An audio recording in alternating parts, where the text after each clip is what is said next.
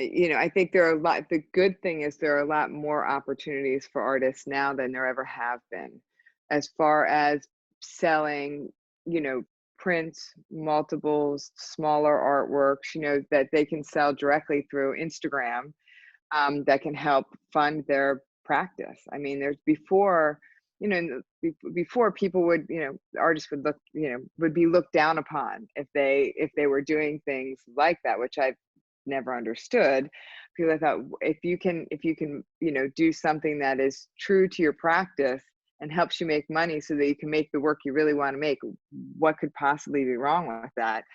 But in the past it was, well, you weren't a fine artist then, you weren't struggling enough, you weren't focused, and it's like, no, that's not true. But I think now you're seeing that a lot.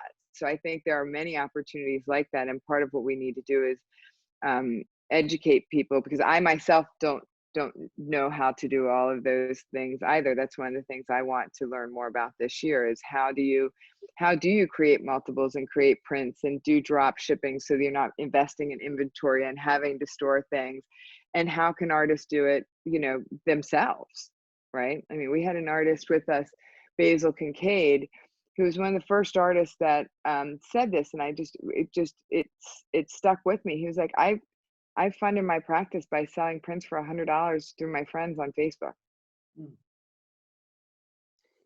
And I was like, that's brilliant and fantastic. And because there are so many people in artists spheres that love them, want to invest in them, want to see them succeed, but may never buy their art, right? Either because they don't have the space, they don't have the desire, whatever, but they'll buy a work for $100, or a towel for $30, or I mean, there's opportunities if and that's, for me, one of the things that I think the art world really needs to embrace. We have to give more people the opportunity to own art, like in a way that is consumable for them.